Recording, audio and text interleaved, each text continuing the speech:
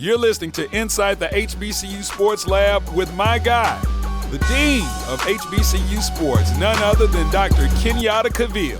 What's happening, Doc?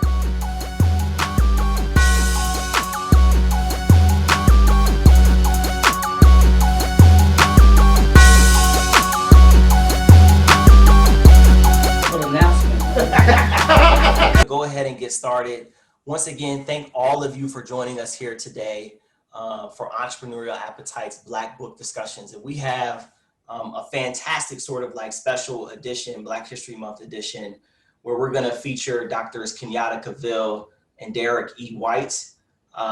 So thank y'all for joining us. Entrepreneurial Appetite is a series of events dedicated to building community, promoting intellectualism, and supporting Black businesses. So we do this typically once a month, but every now and then we'll have 2 discussions per month.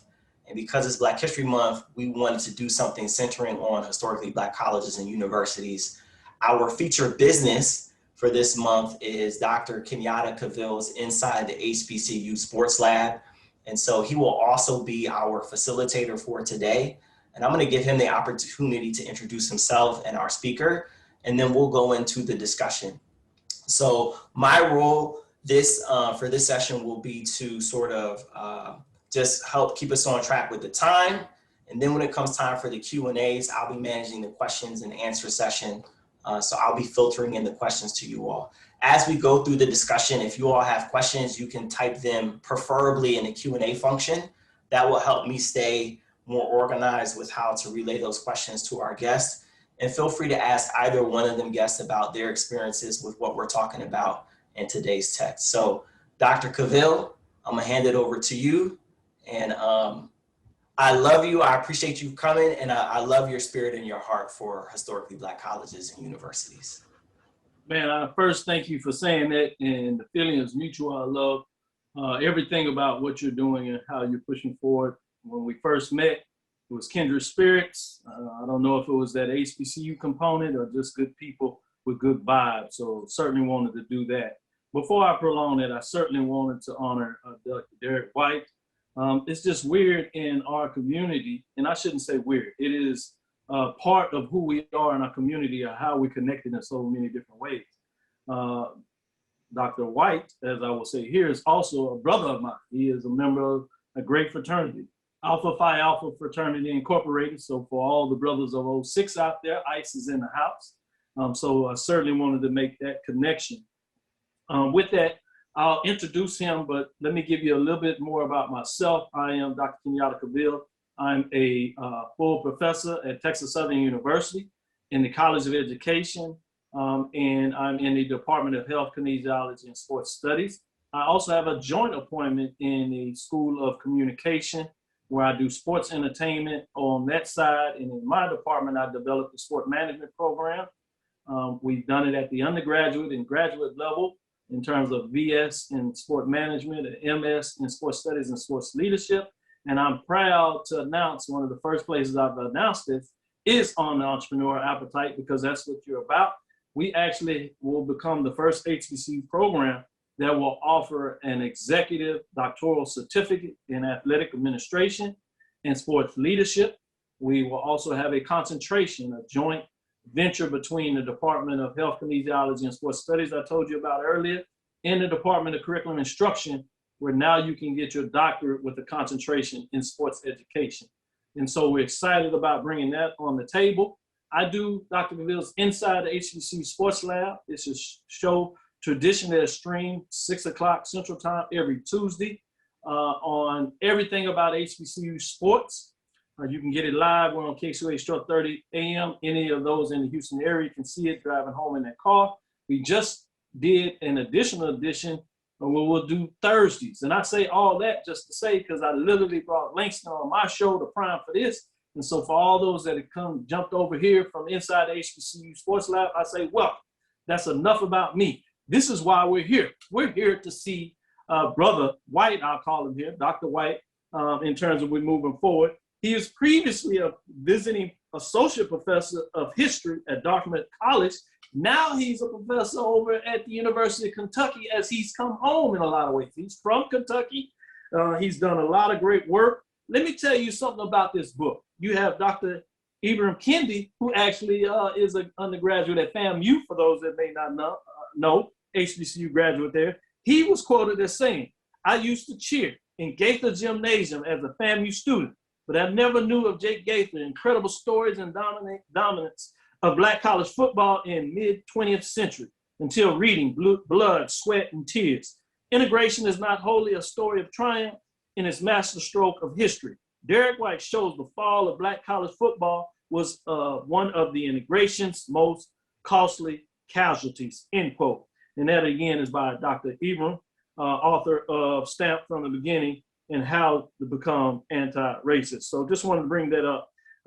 Dr. Lewis Moore also is quoted in here. I won't read that for the second time, as well as Pamela Grundy. Get the book if you haven't already. I know your people here have got the book because it's part of what you do in terms of entrepreneurial appetite. Enough with that. Derrick, welcome to the show. It's good to be here as always. Thank you, Langston. Thank you, Dr. Cavil, man. Kenyatta, it's been good. We spoke probably what, 6 months ago or more, like in the fall. Yeah, it was right as the book was dropping. We got to had to be one of the first interviews, and I was so happy that we caught up literally as the world is so small. We were on Twitter.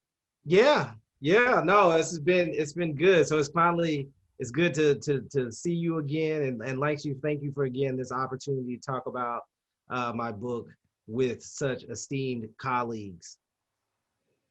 So before we get into the book, I gave you a brief introduction, but there may have been something I left out. Please share with the followers, because we like to really have a family atmosphere. We want to know each other. So tell people a little bit about yourself, or at least something that will make the connections, maybe even a bit of a funny story that you don't always talk about. Oh man, let's see. Yeah, put you on the spot, bro. No, that's a good one. No, you know what it is? I've always played sports, like many young people across, this great land. Sports is a huge industry.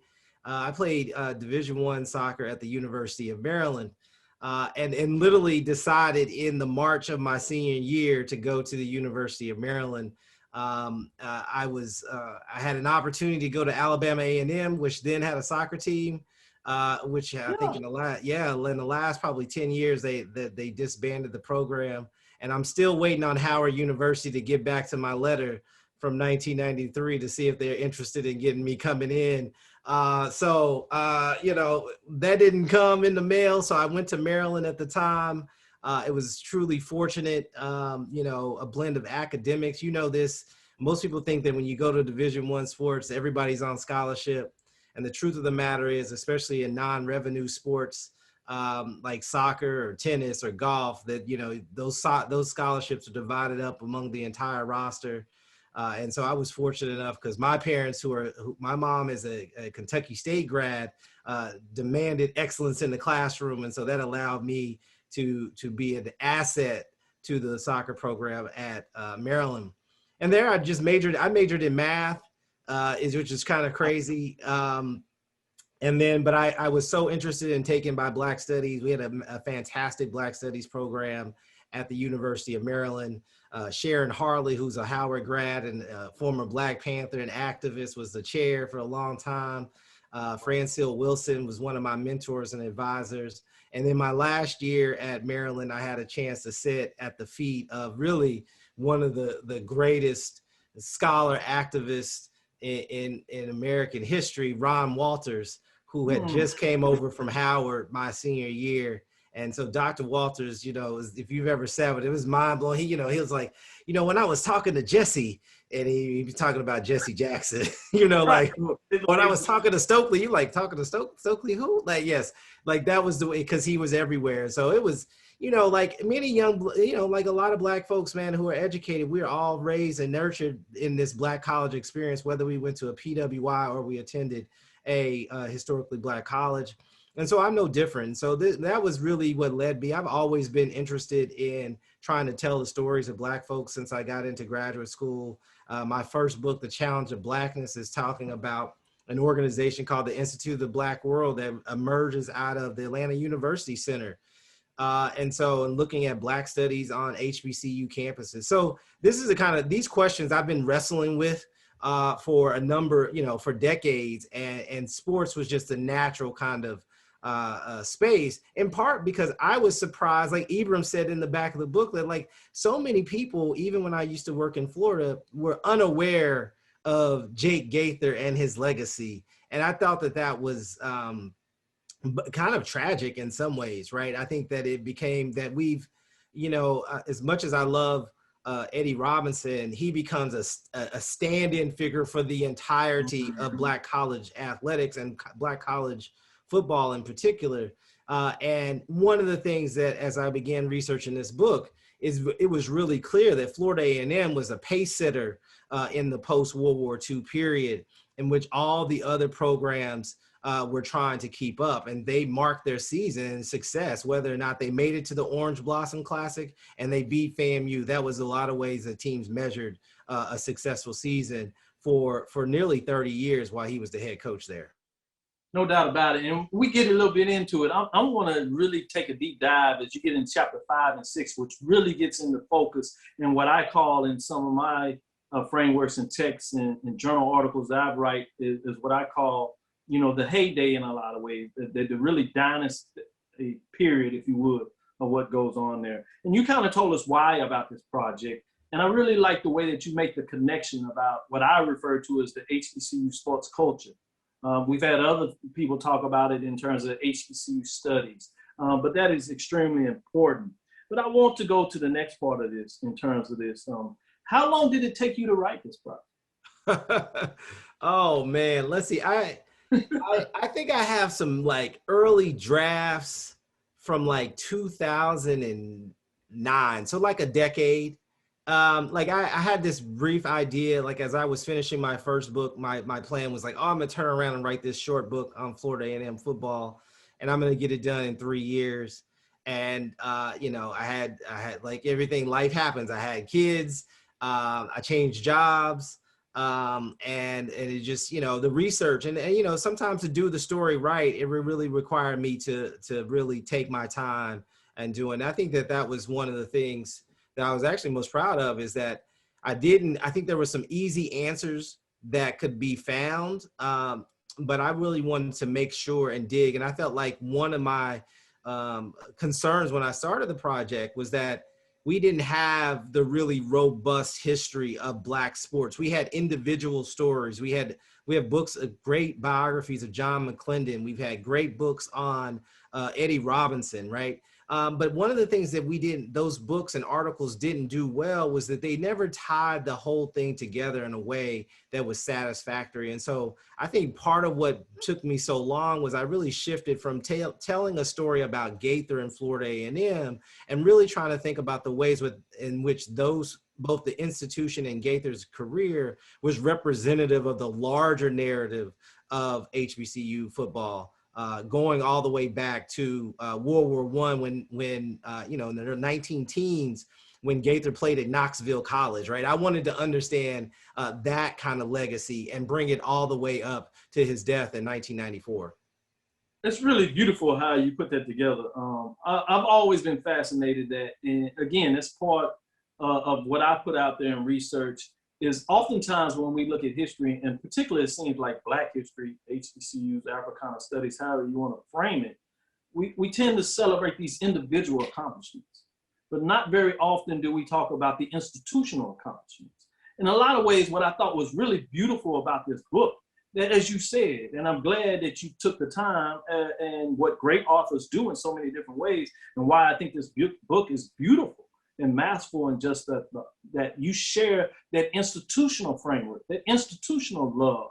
And so tell me the connections about why that it's important to not only look at individual successes, if you would, or even individual failures, but to look at things also from potentially an institutional level.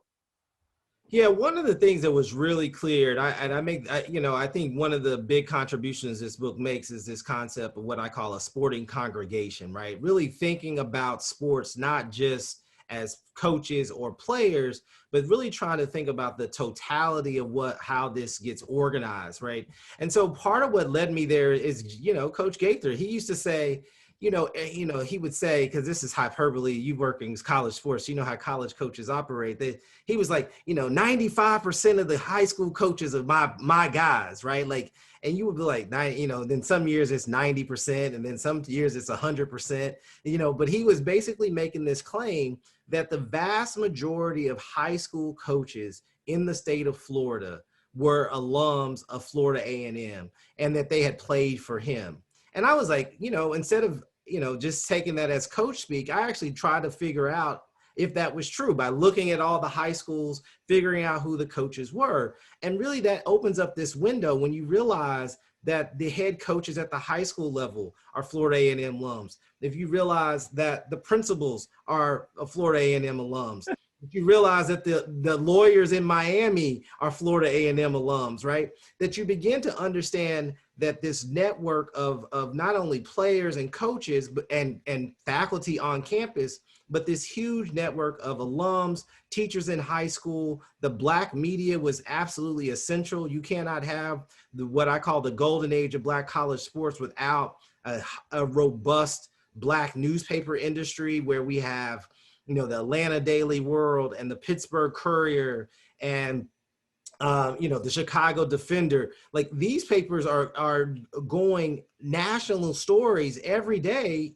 You could find out about what's happening at Tuskegee, even though you live in Harlem, right? And so this has given me as a scholar, like, okay, now I can understand the lay of the land in the sense. And so to me, the sporting congregations is essential, because that gets us away from, it reduces our emphasis on personality and really looks at the institutional mechanisms that allowed for success. And so Gaither is many ways, the success at Florida A&M, you could plug in anyone else, right? You could plug in Mumford at Southern, Billy Nix at Prairie View. You could plug in, Earl Banks at Morgan State, and you can tell a very similar story about how they were able to create. And so that's what, I wanted to make it more representative. And I think that's, to me, is the big takeaway from the book.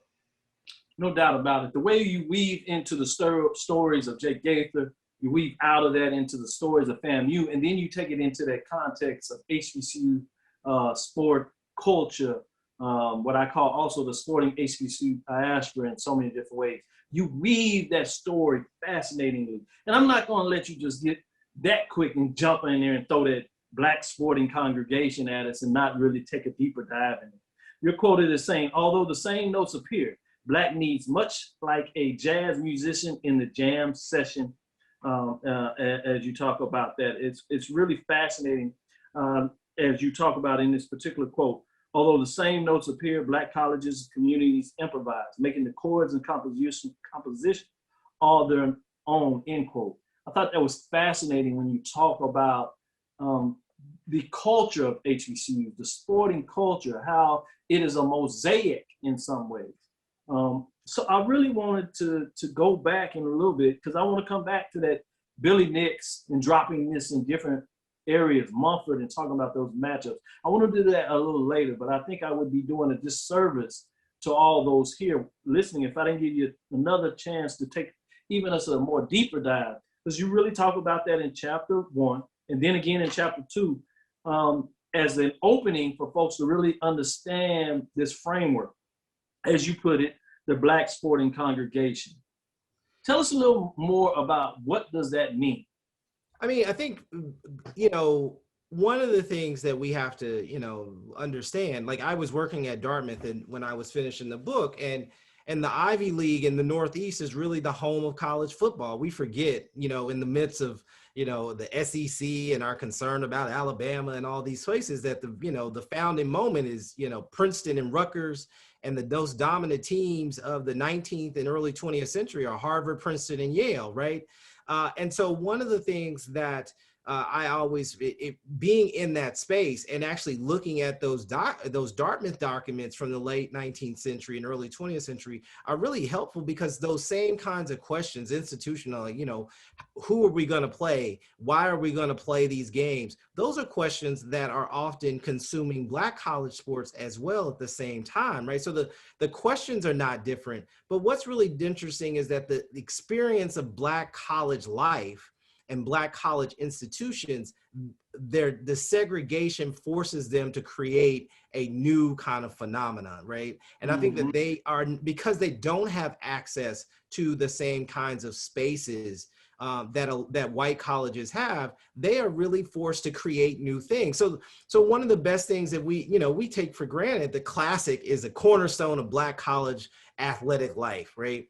But the Classic is really, in some ways it mimics what white colleges are doing when Lincoln and Howard play on Thanksgiving Day. That's what all the major colleges did. But when we see, for instance, Southern play at the Louisiana State Fair or Prairie View playing at the Texas State Fair, that is a byproduct of the fact that that was the colored weekend at the state fair, right? And so it was part of a larger community thing, community institution. Like, this is the only weekend we get to go to the state fair. So we about to have a football game. We about to have a party. We about to go, kids get to ride the fair and have cotton candy. Cause this is the only time that they're going to let, in those days, Negroes in the state fair. Right. And so we create, Black college football is very much tied to those kinds of institutions. And out of that particular kind of moment, that Black colleges create something radically different than predominantly white colleges, right? White PWIs don't have classics. They have rivalry games,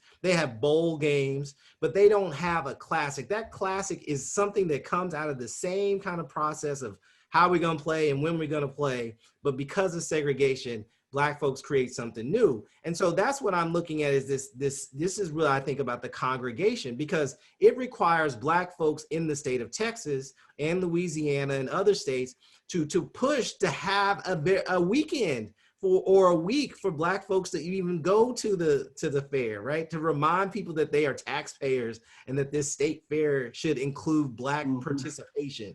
And then from that then becomes Black colleges who are able to institute games. So I see this as part and parcel of that kind of network. The other piece that I think that is important for me is that I don't think historically the history of Black college athletics has not done a great job of telling its origin story, right? To tell this story of, how the CIAA comes into being, how the SWAC comes into being, how the SAIC comes into being. Like, that conference relationship, that is a fascinating conversation. And so when you look through the documents, and I was fortunate that Florida A&M has some really great archives of stuff in a Jake Gaither archive. And I was able to find, for instance, the 50th anniversary of the SAIC. And I'm like, where they had the founding documents in it, right? Where they were talking about, this is what, these were reproductions of these founding documents. You're like, oh, okay, this is the argument they're making for creating conference affiliation. This is why they don't go to the CIAA. This is why they don't go to the SWAC. That these are very much part of institutional creation. And I think that's part of the story needed to be told as well, because I think we just take it for granted that these conference alignments have always been the same. And I think this is an interesting year as we watch, Florida A&M and Bethune-Cookman leave the MEAC and head over to the SWAC. Like, that's a big deal, but there was always a lot of movement and questions about, the relationship between particular programs and particular conferences. And I thought that was an important part of the story, because that brings in the presidents, that brings in what we think of as faculty members. They didn't have quite athletic directors in that term, but those folks who were in charge of athletics are having these kinds of conversations about how they should cooperate. Some of that includes Booker T. Washington. Some of that include, these are major heavy hitters in Black life, asking these questions about how athletics should be organized and who should be in charge of it. And I think that's an important conversation. So that gets me into, that gets me off the field in a sense, right? It gets us not into that kind of concept. And I guess the third piece of this sporting congregation is I also wanted to talk a little bit about the greatness of coaches. And this kind of gives me that, when we talk about football in general, we talk about these great coaches, Vince Lombardi and Bear Bryant, and Black folks are never included in that number. And I thought that this was an opportunity to really tell the story and of kind of innovation on the field One of the early drafts had significant X's and O's, and my colleague at Dartmouth, she was like, "This is a fantastic book." She's like, "But I don't know anything about football, so we got to figure out how to like tell this part of the book about, you know, pulling guards and stuff." Like she wanted to know, like, how can we make that saying in a way that signals its importance, but not like push readers away who are not really concerned about those things. But more the broader question is, I wanted to tell these stories. And I think that this goes back to my earlier point where I think the longevity of Eddie Robinson obscures the greatness of generations of coaches, you know, whether it's Cleveland Abbott on the other side of, you know, World War II and the work that he did at Tuskegee to Gaither or Nix. You know, I think individual school alums are fully aware of the greatness of their coaches. Their buildings and athletic facilities often bear their names, but the broader public of college football is not very aware of the kind of impact that these men had on people's lives. No doubt about it. It's so wonderful that you go into that deep dive and really explain the Black sporting congregation. And you allude to some of these great coaches, and I'm so glad that you got into that. The quality coaching, talking about Cleve Abbott at Tuskegee, Harry Graves at Wilberforce, Fred Long at Wiley College, Edward Hurt at Morgan State, Arnold H. Mumford in terms of Texas College before he goes to Southern and everybody falls in love with him. Henry Arthur King of Kentucky State, that is not always looked at, and he was at Tennessee A&I. But you're talking about some of the smaller HBCU programs that dominated really early, particularly those private schools, and you play homage to them as you weave throughout these stories. So I thought that was so fascinating. Again, when you talk about these great coaches, because I think it is important when you start talking about this Black sporting congregation and take it beyond just sport. I had a recent article that I got to do with Brian, writer of mine, and just wanted to quickly break down because you weave in between Billy Nix, who was probably one of the biggest adversaries at that time. So I was going to ask you about rivalries and who you thought were some of the biggest. But one thing that I wanted to point out to our followers and out there and get your thoughts on this as well, because we kind of mix this up and go in and out of the book just for history. So we really tie this in. From 1958 to 1961, listen to some of these coaches that you talk about. You had Prairie View A&M and Jackson State. You had Big John Merritt. Billy Nix was 2-1 against him doing that. And resume for Merritt, 7 Black College National Championships, 5 Midwestern Athletic Association. And I like the fact that you tie in the Midwestern Athletic Association, which is a conference that no longer exists. So it's lost a lot of that historical nature, and you're able to find space for it and talk about the importance of those interconference rivals. 2 SWAC championships, Prairie View, Southern, Coach Ace Mumford was 2-2. Mumford was 6 Black College championships, 13 SWAC titles. Eddie Robinson that has that longer, and so he's at the front of some of these coaches that are exiting, these great coaches that you talk about, but it goes long after that, and which allows him, to his credit, to get all these wins. But he has 9 Black College championships, 1 Midwestern Athletic Association before he goes to the SWAC, and 17, crazy as it is in the SWAC. Texas Southern, in terms of Alexander Dooley. You have Wiley College with Fred Long, and then the legendary Jake Gaither. He's 1-1 in terms of the Orange Blossom Classic, 2-1 overall. Obviously, we know about Jake Gaither, 8 Black College championships, and depending on how you measure, some say 5, 6.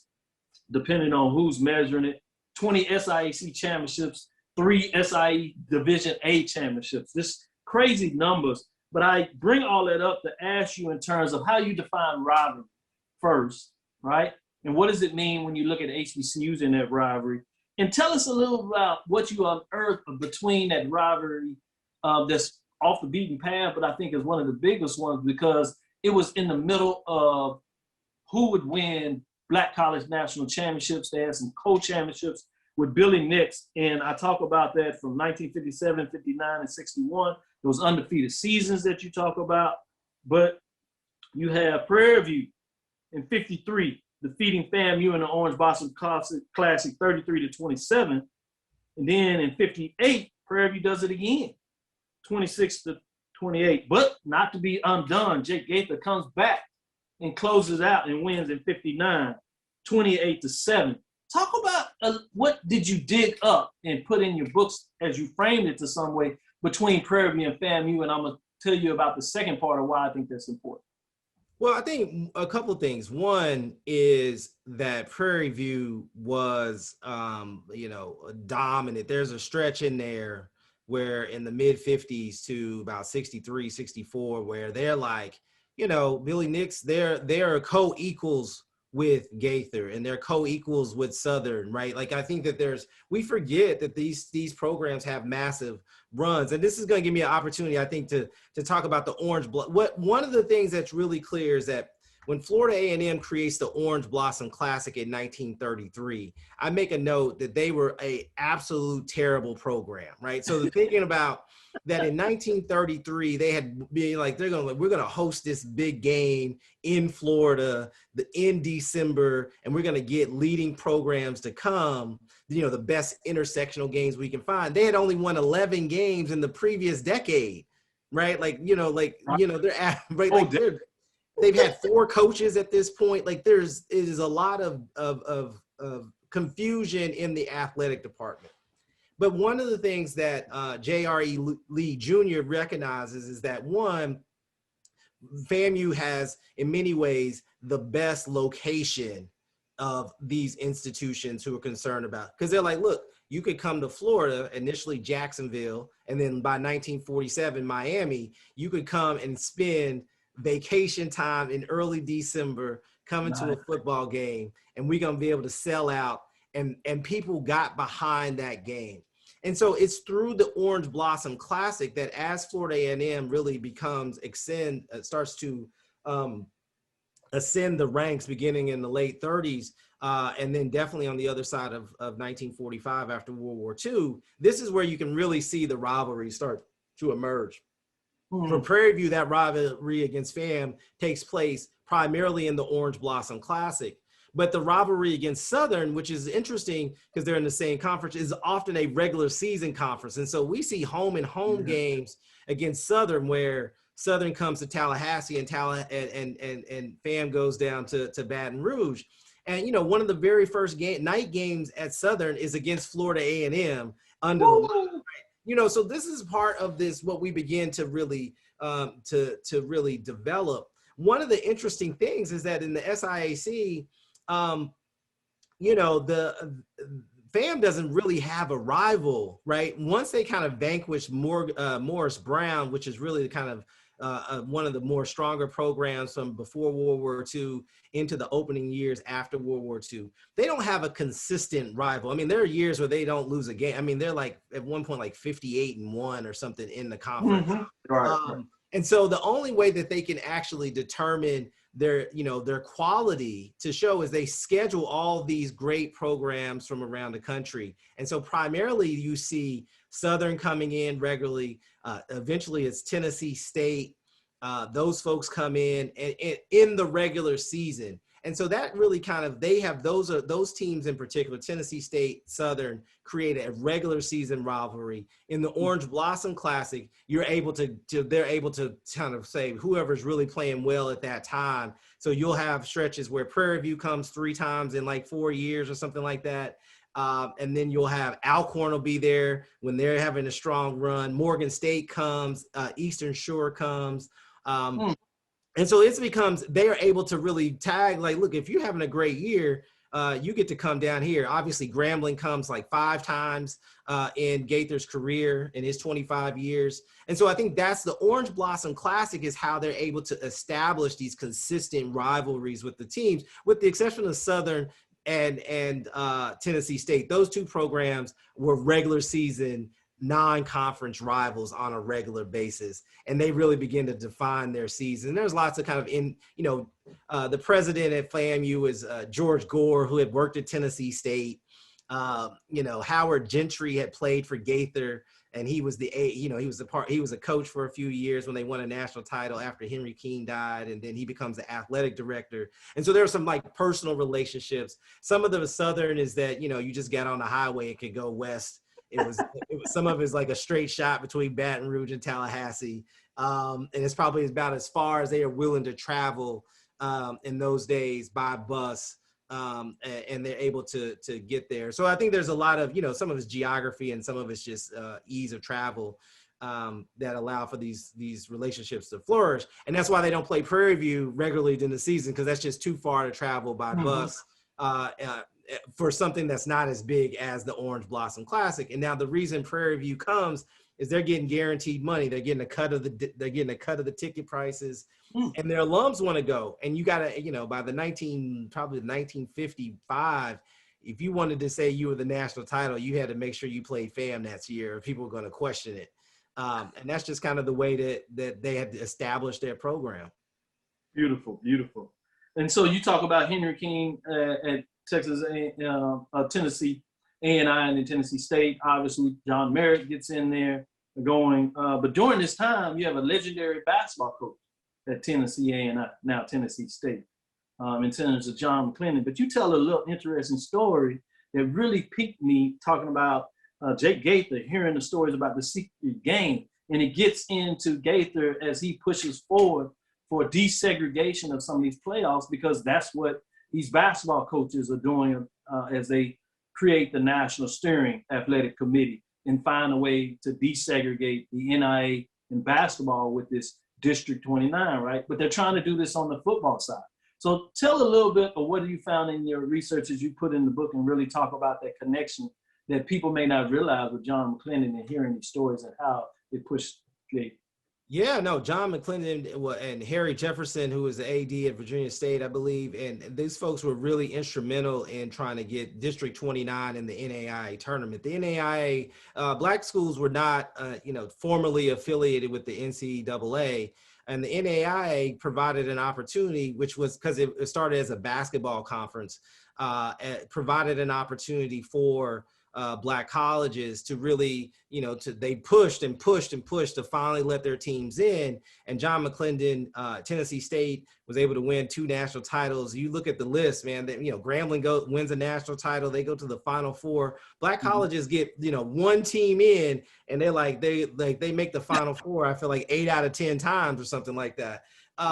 And so when the NAIA just expands to other sports, including football, Gaither sees this as an opportunity. They expand in the early 1960s.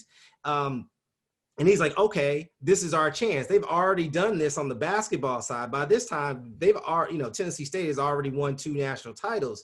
So he sees this as an opportunity to demonstrate that, Florida A&M is not just the best black college. They are the best team, and we are willing to show and prove it. And they're constantly frustrated in a number of ways. The most essential is that the NAIA championship game moves to Florida, to St. Petersburg. And Florida A&M, they have this because they're quintessential. We start off with a pretty soft schedule. So you look at, week 1 and 2 in the schedule for Florida A&M, and if they ain't scored 60 points, people were upset. And so, they start the season 2-0, and they done scored 120 points. And it forces the NAIA to be like, well, we got to consider Florida A&M as a potential candidate for this national title game, or this tournament national, Final Four semifinal game at this point. And so the NAIA reaches out to the governor, and the governor's like, no, you can't do it. Because he also is understanding that, they got to maintain segregation, and they may be willing to let integrated teams play in Florida, but they were not quite ready to let Florida A&M as an all-black team play against a white team in the state of Florida, in part because I think that one of the things that's happening in the coaching network, black and white, is that these white coaches realize that, they might be good, but we don't know if we that good. And I think that part of it by 1955, to the early 60s, it's clear that if they're paying attention, that they don't have the same kind of talent. They may be able to beat Florida A&M, but they're going to be at a talent deficit. Gaither used to always say, look, if you can't run the 100 in under 10 seconds, you can't play in my backfield. And the world record is like 100-yard dash. The world record is like 9.4. And he's like, if you can't run but 2 steps slower than the world record, you can't play for me, right? I want us to understand what that means. And so, like, you know, his point was always the same. He's like, look, I can run these same 10 plays because if I get a crease, it's good night. And this is what they were doing. They averaged in the 1957, 58, 59, and 60, they averaged over 50 points a game. And I think they probably threw the ball twice a game for 4 straight years. And so it was like, look, we're not even going to throw it, and we're still going to score half 100. And I think that's part of it is, you know, part of it. Like Bob Hayes is in the Hall of Fame, the NFL Pro Football Hall of Fame. And the thing that I have to remind people is that he was a backup part-time running back at Florida A&M, right? He got all the press and other people were upset, but he wasn't a regular starter for any of his 4 years at Florida A&M. Now that's going in, right? Like, you know, like, and I think that this is the thing. And then, and on the other side of the equation, you know, what made Eddie Robinson's Grambling team so amazing is my favorite story. They play, Grambling is playing FAMU in the 50s, in the late 50s, early 60s in the Orange Blossom Classic. And they're like this, you know, Gaither's got all these fast guys, speed guys, all of them about 5'9", 160, 170, and they all run like lightning. And Eddie Robinson was like, that's okay, because I got these linemen that are really big. And so you look at the data, and he has 4 linemen that have all weigh 270 pounds or greater, including Buck Buchanan, on his defensive line. And Buck Buchanan, for those who are unfamiliar, was the first HBCU player drafted #1 overall by the Kansas City Chiefs in 1963. Buck Buchanan played at 6'3", 285 pounds. We always talk about, can we take a person from the 60s and put them in today's game? Buck Buchanan and Deacon Jones and Jim Brown. There are a handful of guys you'd be like, yeah, they can play it don't matter where. On the moon they could play, right? Exactly. And Grambling wins that game against FAMU in part because their defensive line was so much bigger and stronger that Gaither couldn't get his run game off. And so you see these techniques, right? One of the things I really was interested in is like getting into some of the actual football strategy making and recruiting strategies and thinking about, you know, we treat, you know, I think the scholarship treats Black college athletics as this kind of naturalism, if that makes any sense. Like, of course, Black colleges are good because y'all had all the Black athletes. But like part of it is, you know, my counterexample is that none of the schools in Georgia, for instance, had consistent success in Black college football, right? Morris Brown had a nice run in the 40s, but, you know, none of the school HBCUs in Georgia. Well, when we do the math, like Georgia had the highest percentage of Black people for like since 1890 to 1970 on a consistent basis. So it can't just be the presence of Black people and Black colleges. There has to be something else happening in that equation, right? And that forces us to really grapple with the kind of coaching acumen and the recruiting strategies and what people were looking for. Gaither wanted speed. Eddie Robinson had size. Billy Nix had quarterbacks who could throw the football. There was a thing where they were averaging 200 yards passing a game in 1963 and 1964. Well, that would have led the entire country in passing in those days, right? Like, this is a big deal, right? We think about John Merritt, like he has a strategy. He's like, look, he had passing quarterbacks for decades, right? Eddie Robinson, we give him so much credit because he makes the transition from a running offense to a passing offense with Shaq Harris. That's the only reason you get Doug Williams is because he makes a conscious decision that I'm going to recruit quarterbacks, let them throw the football, but I also got to learn how to call offense that allows them to throw the football. I think that's an important part of that conversation that too often just gets caught up in like, well, they had Black players and thus they were good. Like, no, that there was, you know, defensive and offensive genius in the coaching staffs and the recruiting strategies. There's reasons why certain guys got out of the state of Florida, right? Deacon Jones had you know, he didn't get along with his high school coach who played for Gaither. That was a flag, right? Like, he's like, Right. you know, Right. can he play? He's like, yeah, he can play, but you don't want that. He That was the answer, right? Like, he gonna do what he want to do. right. And that was like, that's how he gets to South Carolina State initially, right? Like, this is part of the equation that we, you know, if we're telling our stories, we love to tell those kinds of stories about Alabama, or tell those stories about Notre Dame or Michigan or Ohio State. But I think Black colleges are worthy of having that same conversation as well. Yeah, it's beautiful. As we start to get into these questions, we could go back and forth, but I really want to make sure that we get these people with these questions. And the last thing I'll say is digging this, for those that hadn't gotten to it, you talk about the mix between CIAA and the Mid Athletic Conference, or MAA as they call it, how they decided to have a game and lock FAMU out, and Gaither is fired up. I think it's enormous when you also give insight, and that's why I wanted to tie in the Billy Nix early, is that while Gaither is hearing John McClendon at Tennessee A&I, Tennessee State now, talk about that, it's Prairie View that gets the opportunity to play in that first desegregated championship game and loses their arch rival. So it all ties in together. So it's so many beautiful stories that you put in there that I wanted to tease a little bit of that out. But with that, let's get into some of these questions and answers. And depending on how many you have, we can revisit some other components. But I really wanted to get the participation for folks involved. So Langston, help me in terms of making sure we get these questions involved. Yeah, so I'll be relaying some of the questions in to you all. If you all who are in the audience, if you can use the Q&A function, that'll help me stay organized with the questions that you ask. And if you are okay with it, I will give some of you the opportunity to ask your question live, okay? So I will unmute you and give you the capability to ask. And so while you all are going through that, I'm gonna go to the first question that was in the chat. And it was, and you may have touched on this when you were talking about strategy, Dr. White, a little bit earlier. But could you maybe give us a bit more insights into the coaching philosophy or characteristics that made Gaither so successful? Yeah, I mean, Gaither's a unique individual, and like, he has a unique life story, which is one of the reasons I wanted to tell his story is that, you know, Gaither did not have any children. He survives 2 brain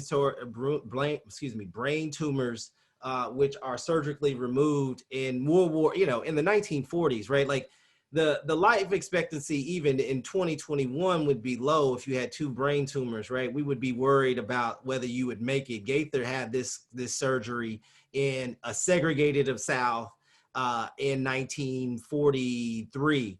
And I think that, to me, what that does is when he survives that surgery, he really is invested in these young men as a father. We always say, well, they're a father figure, but he really doesn't have any children of his own. So he begins to adopt that.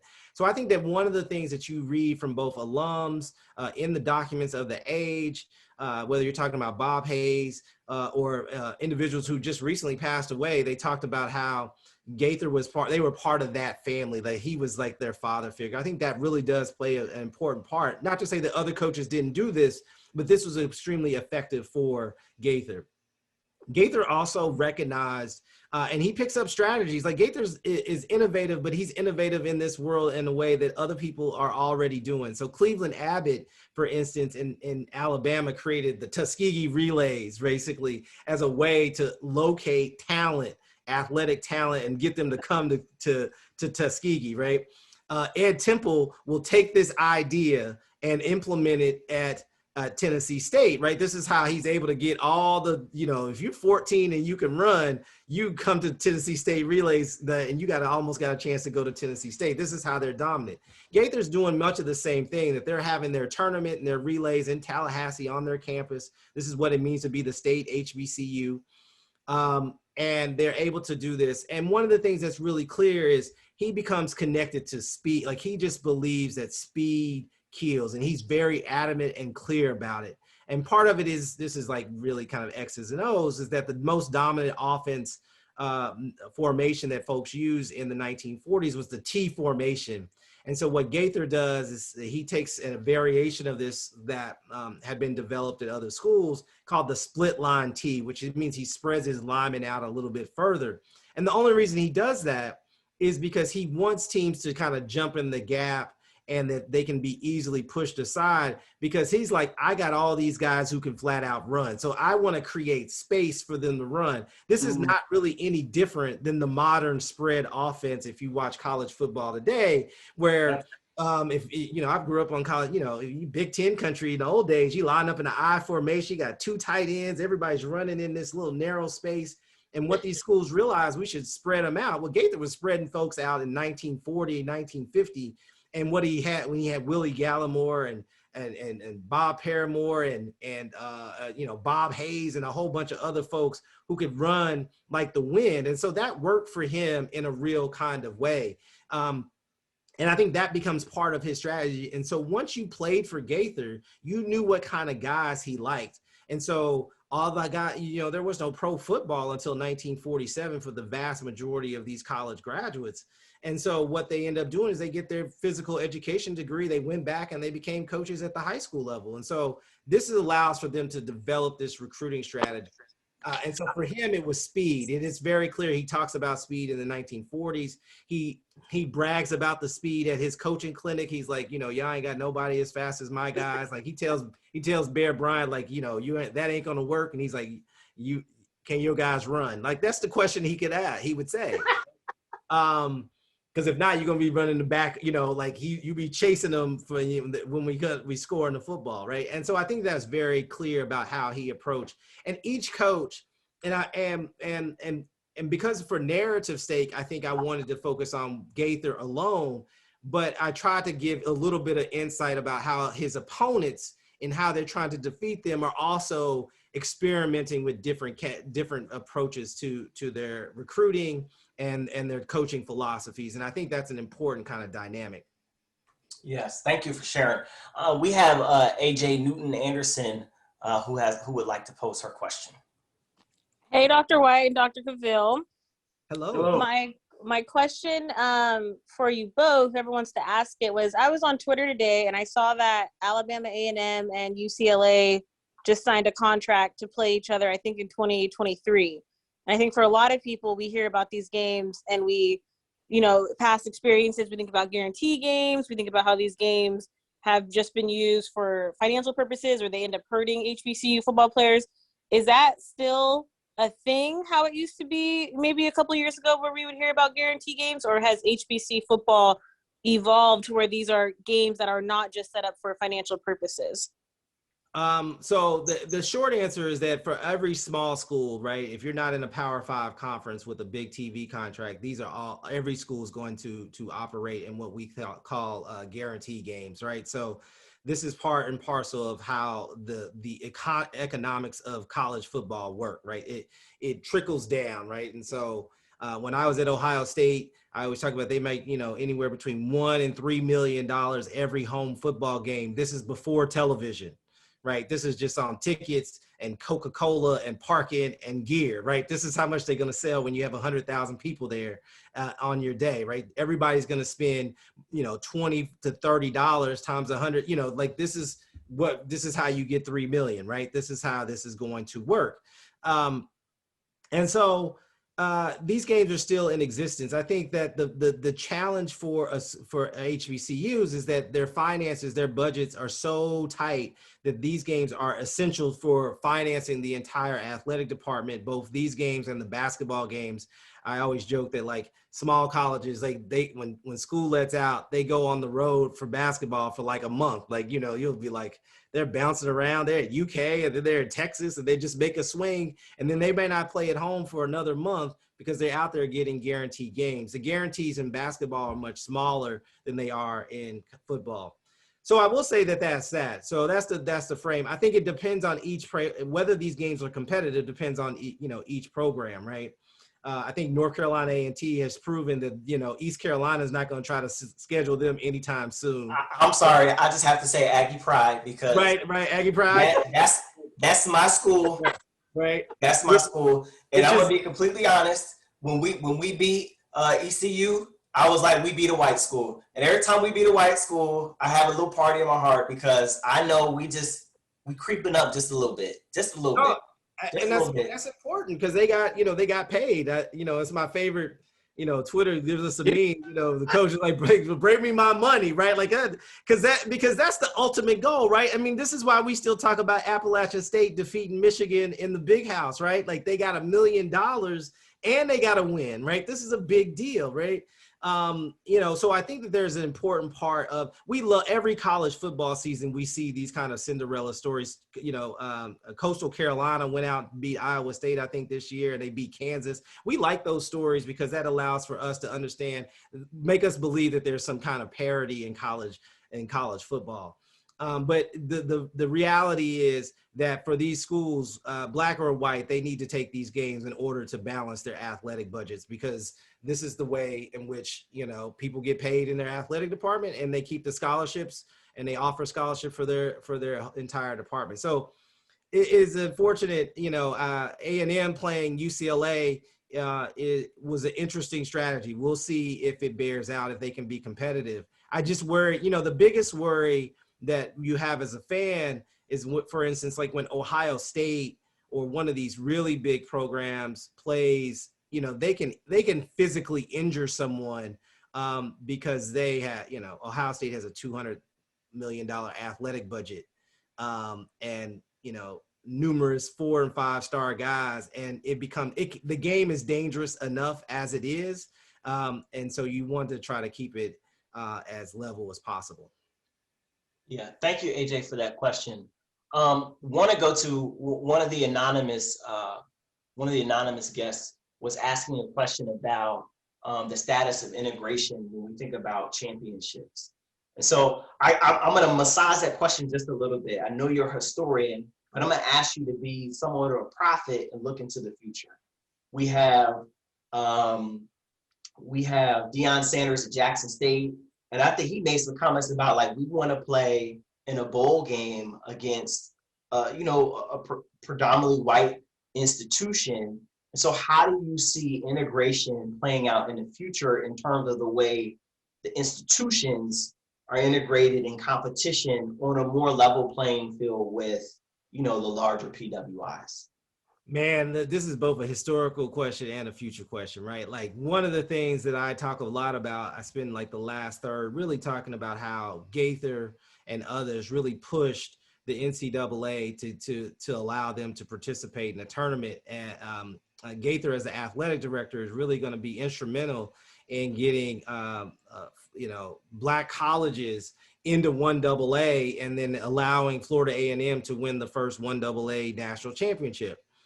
But the reality of it is that A&T is would make more money from the Celebration Bowl than they would from going to the 1AA or the FCS playoffs, right? And so this is the thing. I think one of the things that makes me worried about Deion is that he is referencing a Division I mod, like a FBS model that is not a reality for the FCS, right? That Jackson State, even if they go undefeated, is not going to play in the Rose Bowl. They're going to go to the FCS playoffs, and they get a chance to take on, North Dakota State or something like that. That's going to be the path for them going forward. And so I think that that's part of it. So the notion of championships, I think this is a question that black colleges are struggling with, right? Like Tennessee State is in the OVC. They're trying to figure out, if they could put together a really strong year, they can get into the tournament. The playoffs, and figure out, A&T left the MEAC to go to the Big South along with Hampton, right? This is a decision that now puts them in a path that's squarely in the FCS playoff and removes them from the lucrative deal that they had in the Celebration Bowl, right? And so the Celebration Bowl pays better. It gives them more recognition. It's the only game on ESPN. It's not on ESPN Plus or ESPNU or ESPN, ESPN 8. I have no idea how many they have now, right? And so it gave, my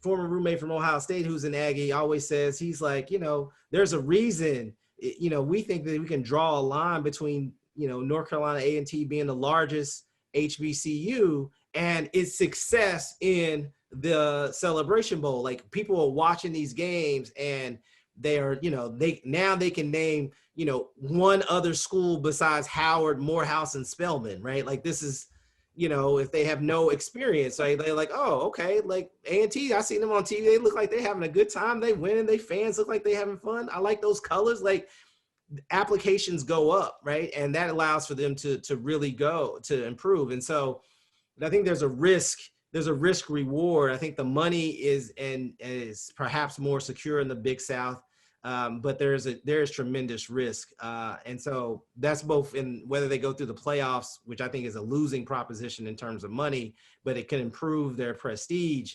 vis-a-vis kind of integrationist logic. But that's the task at hand. I think that's the conundrum that I think all HBCUs are facing at some level. Yeah. So I want to be respectful of y'all's time. I'm gonna sneak in one more question because I know it's like 9 o'clock where you are, Dr. White. And so when we think about the greatness of coaches, okay, it's the players at the collegiate level, it's the players you put in the league, it's the wins and it's the losses. And I think more so at the professional level, it's your coaching tree. And so I'm wondering if you can kind of talk to us about Jake Gaither in terms of his uplift. Like, what was his role in uplifting other Black coaches? And what was his role as a mentor in general to these Black men who were on FAMU's football team?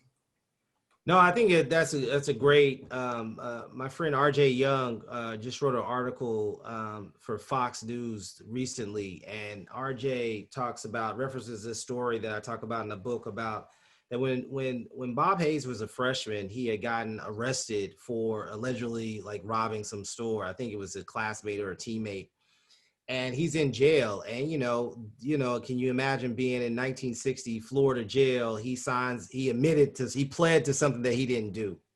Gaither finds out, goes down to the jailhouse, and then eventually to court and says, "Give me this young man, and he will stay out of trouble. I can guarantee it." He had developed such a reputation that the criminal justice system would give him an opportunity to reclaim Bob Hayes, literally save his life.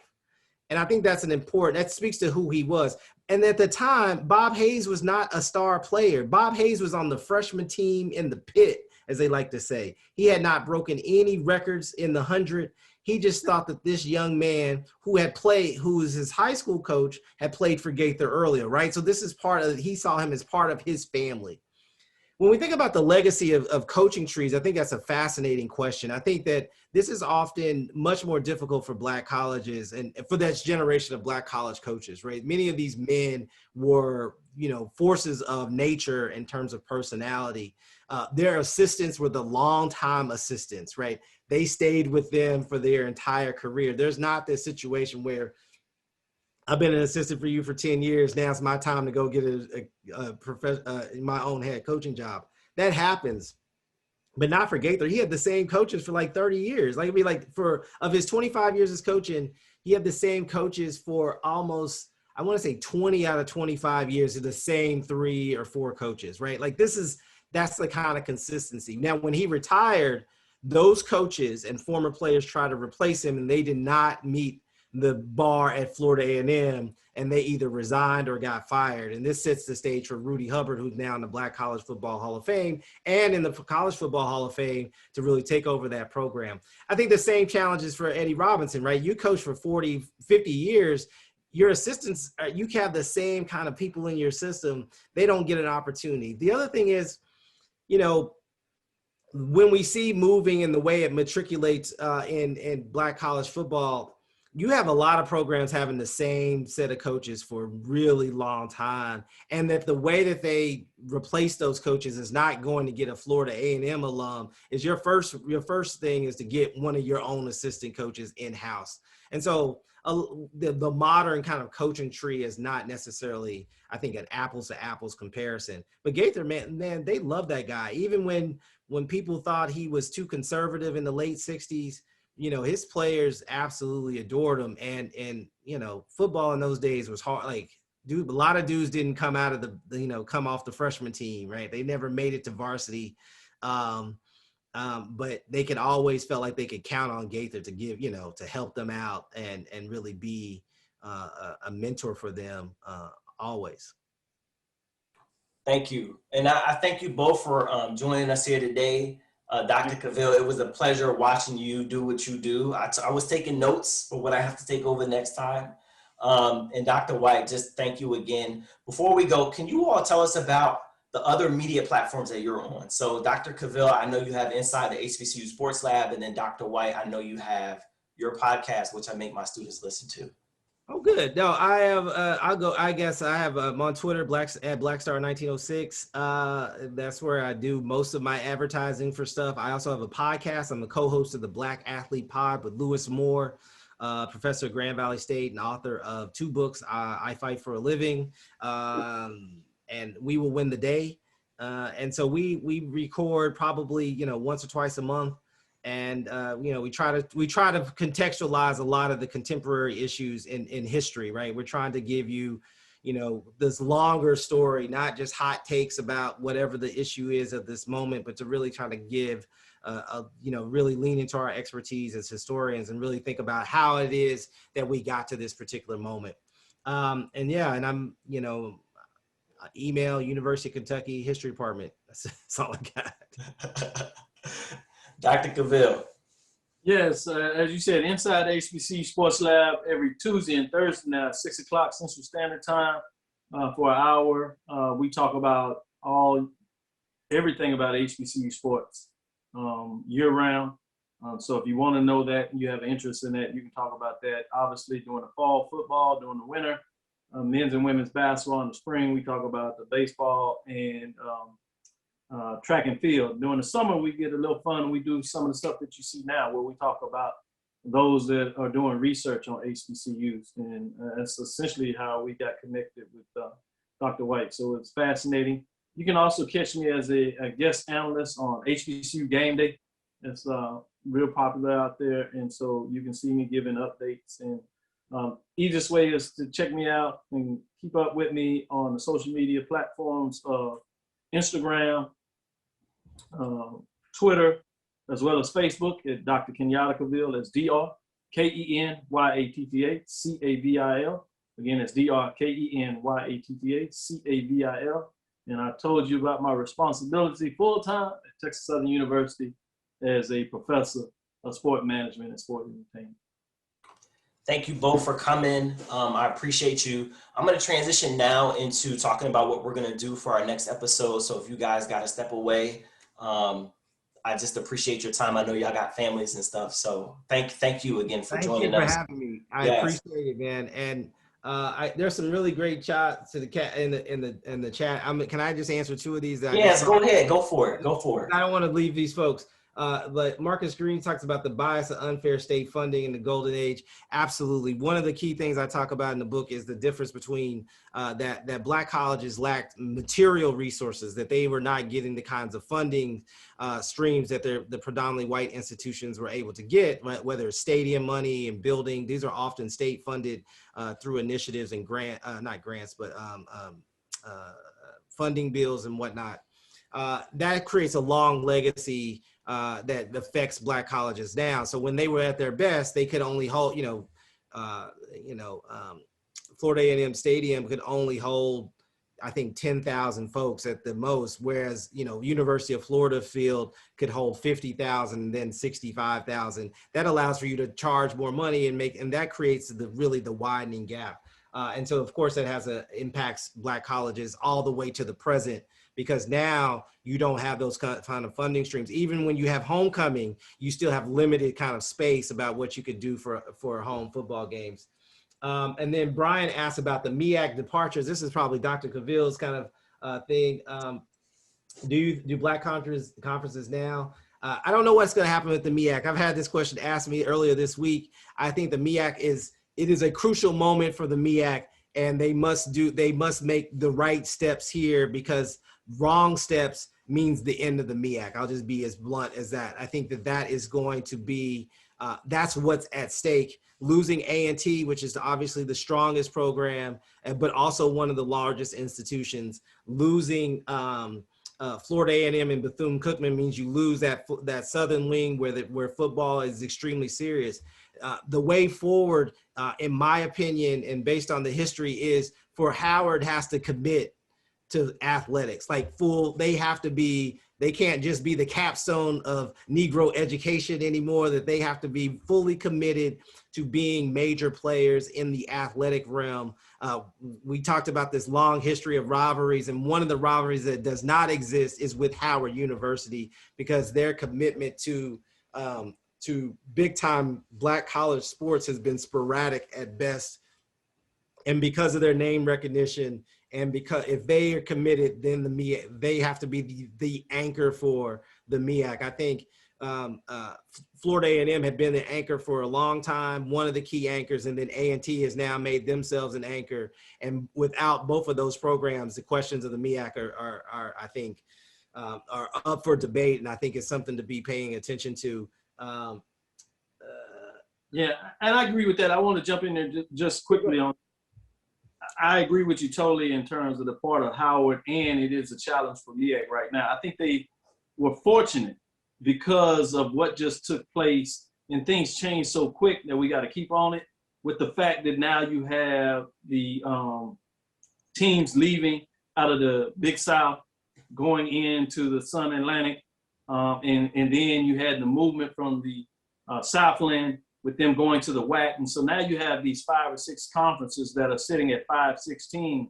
And so now they don't look like the only school with only 6 schools. Now you have a bunch of these schools wanting to do their own thing. And so it'll be fascinating to see what that takes place, because now you have OVC with 6 teams, Sun Atlantic, obviously, A-Sun, I should say, with 5 teams.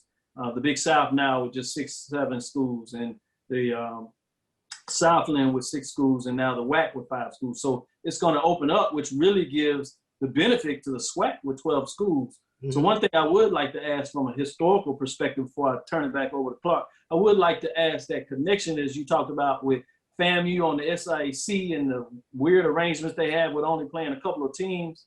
But you talk about historically, what does it look like for the SWAC now, being able to get SWAC, and you have essentially, other than maybe Tennessee State, with these fabulous teams now all together. What does that mean historically, and now moving forward? What does that look like for the SWAC?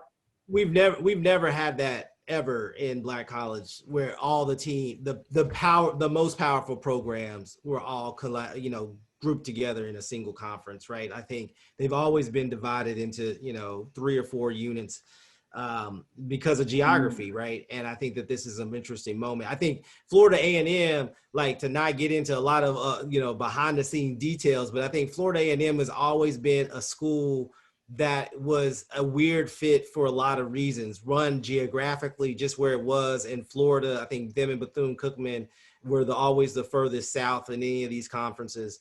And the other part of it is that for a long time, Florida A&M, because they had gotten they had gotten accreditation considerably earlier in terms of its university status. They had a law school at one point, they closed and then reopened. That Florida A&M had always imagined itself as not as a teacher's college, to be perfectly honest, right? That they had always imagined themselves as a university, even though they were initially a normal school. And so they saw themselves as very different than something like Winston-Salem State, which was a teacher's college. And they were one of the A&Ms that tried to shed that kind of vocational legacy much earlier, because J.R. E. Lee is trying to get rid of that in the 1930s, right? He's trying to move them into what we think of as a classical, traditional university. So they are a little bit on the front end of those conversations. And so academically, they always have been looking at the AUC, or they've always been looking at Howard and Hampton as models about where they wanted to be.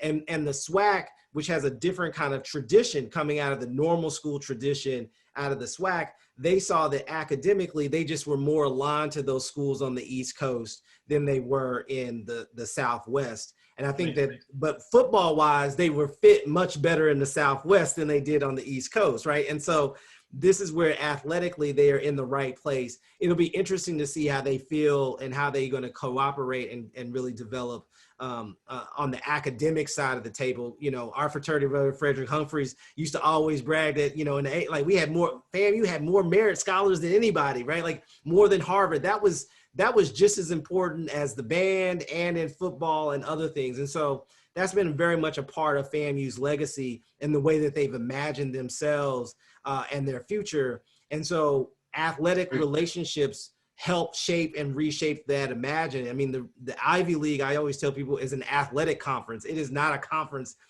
It is an athletic association that we've ascribed academic meaning to, if that makes any sense, right? And that was deep, yo. Oh and so I think that's an important way. So FAMU going to the SWAC makes a lot of sense. It's probably made the most sense for 50 years for them to play football in the SWAC. But I think it's interesting to figure out where their administration is thinking about how does this fit them into. And I think they've got, you know, Prairie View's doing amazing things. I just did a talk there. You know, Ruth Simmons is doing amazing things at Prairie View. I think Southern is really doing a lot of really good things and developing its pro. So I think there's a lot of really high-end academic things that are attractive that FAMU will want to be associated with. That are not Howard and Hampton and AUC, you know, like the traditional kind of what we think of as the elite of HBCU life. We know that exists. So I think those are really important questions that are percolating that we can't see. I think the stuff on the field is going to be amazing. I think, you know, FAMU opens with the Orange Blossom Classic. They play Jackson State. And then for homecoming, I think they got Southern. And I was telling colleagues, I was like, I'd like to come. I think it's time for me to come to Tallahassee and give my talk for both homecoming, and then I'm gonna go to Miami for this Orange Blossom Classic, right? Like, so I'm already working the folds to make that happen. So yes. So again, I wanted to touch on those because those are really great questions, and I didn't want to leave those unanswered. And I thank you guys for having me, and we will be in contact. And keep up the good work, Langston, Dr. Cavil. I'm gonna see you on the Twitters, in the Twitter sphere, and keep up the good work. And please reach out. If anybody has any questions, just reach out. Don't hesitate to reach out. And I look forward to the conversation. Y'all have a great evening. Thank you both for having us.